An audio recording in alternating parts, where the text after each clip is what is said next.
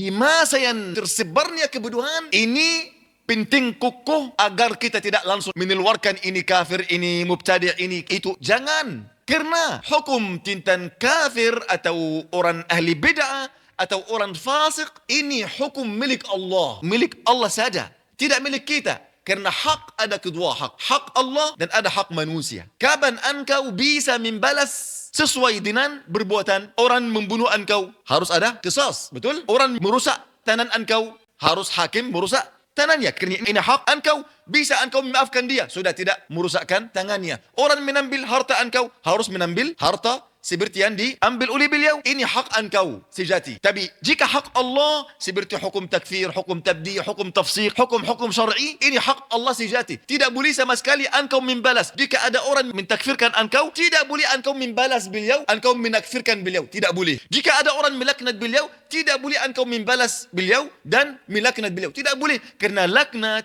tabdi', takfir, ini hak Allah sejati. Faham ikhwani? Lalu yang pertama, akal penhalanan gila. Syarat yang kedua, baligh. Penhalanan belum baligh, anak kecil. Yang ketiga, berilmu. Jika dia bodoh, ini namanya apa?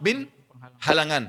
Yang keempat, ta'wil. Dan ini besar sekali. Oleh kerana itu ahli sunnah tidak mentakfirkan orang Asy'ariyah, orang Maturidiyah. Dan mereka berkata, barang siapa berkata Allah tidak di atas arsy, ini kafir. Tapi jika orang tertentu, mereka tidak bisa menjatuhkan ini. Kenapa? Kerana mereka ahli ta'wil. Ada ta'wil. Ta'wil ini salah satu penhalanan tidak boleh menjatuhkan hukum atas orang tertentu. Faham ikhwani? Lalu ta'wil ini besar sekali.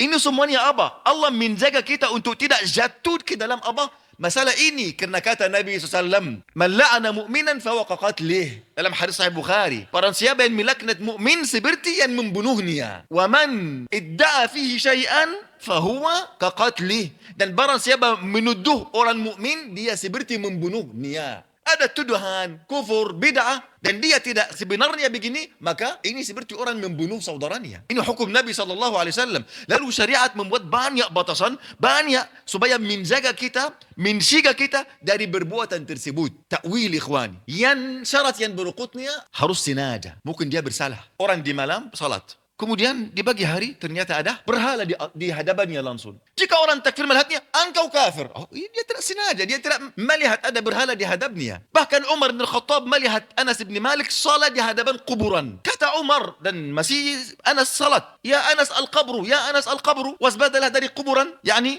menghindari menghadap kuburan. Tidak berkata engkau kafir wahai Anas kerana engkau sujud di hadapan kuburan. Sujud di hadapan kuburan ini Islam atau kufur? Kufur. Berbuatannya kufur, tapi berlakunya tidak jadi kafir kecuali harus melewati terminal tersebut. Okey ikhwani, harus dia sengaja, tidak bersalah. Harus dia meningkat, tidak lupa. Boleh jadi dia lupa hukumnya, lalu tidak bisa kita menjatuhkan hukum atasnya kerana ada penghalangan yaitu berubah. Ini namanya syarat-syarat dan penghalangan. Ini terminal antara perbuatan dan berlakunya. Ini manhaj Ahlussunnah wal Jamaah. Jika fitnah Khawarij, mereka tidak membedakan antara apa? Perbuatan dan berlakunya.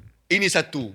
Jika seorang A melakukan salah satu kufur atau syirik atau bid'ah, langsung mereka menjatuhkan hukum atasnya tanpa mereka apa? Melewati terminal tersebut. Yaitu yang dikenal oleh ahli ilm, harus terpenuhnya syarat-syaratnya dan adanya penghalangan. Jika tidak, maka ini sifat orang Khawarij wal iyadu billah.